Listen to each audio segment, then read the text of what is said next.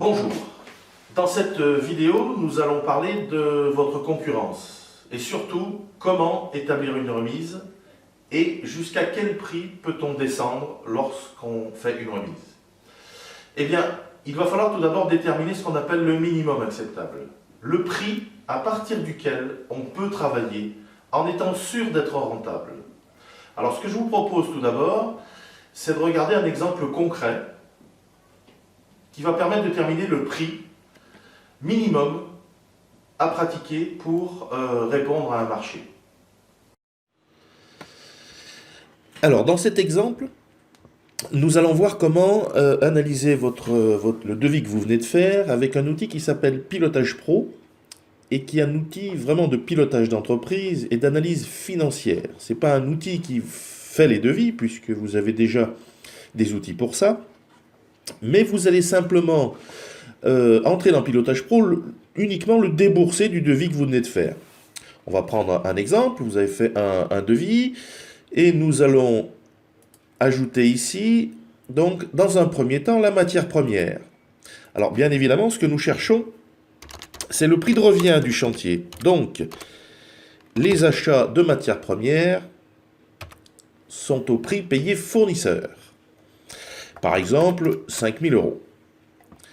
Ensuite, je vais indiquer au système le temps que je vais passer sur ce chantier-là. Je dis bien, pas forcément les heures que vous facturez sur votre devis, bien qu'en principe ça doit à peu près correspondre, mais c'est vraiment le temps que vous pensez passer sur ce chantier-là.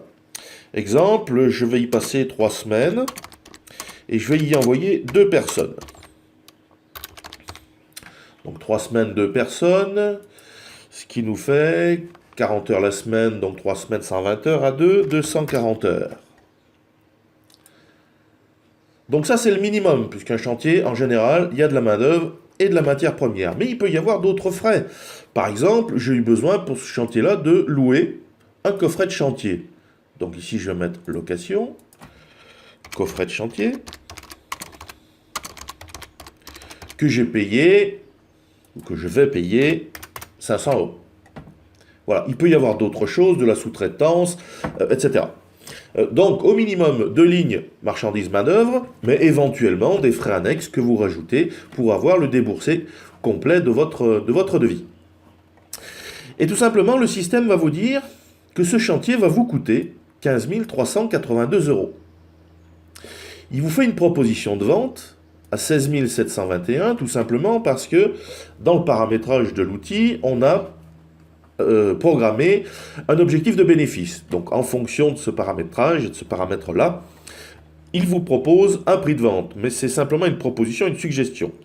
Et puis vous, dans votre devis, puisque vous venez de le faire, eh bien votre prix, par exemple, sort de votre outil à 17 500. Eh bien là, il y a plusieurs solutions, et on va voir une particulièrement dans cet exemple, c'est votre client a fait faire d'autres devis, et dans ces devis, il est un peu embêté parce qu'il a un de vos concurrents qui fait un prix moins cher. Donc il s'est renseigné, c'est un concurrent qui a bonne réputation, qui travaille bien, qui met les mêmes produits que vous, donc à qualité identique à la vôtre.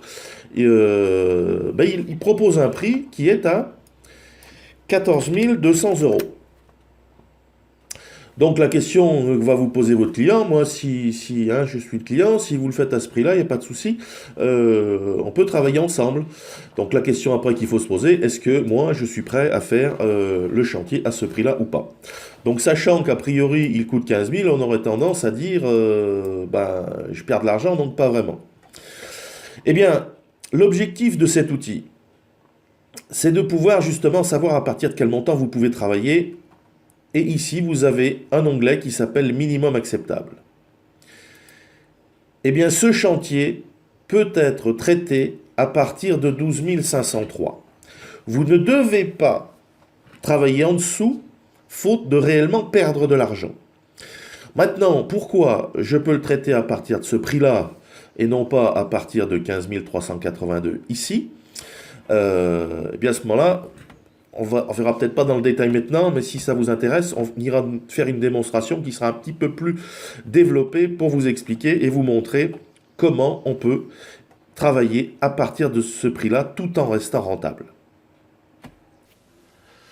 Donc suite à cet exemple, ce que je vous propose, c'est de faire exactement la même chose, mais avec les chiffres de votre propre entreprise. C'est-à-dire que je vous propose de faire un diagnostic, sans engagement de votre part, mais qui va permettre justement de savoir, chez vous, quel prix on peut pratiquer au minimum.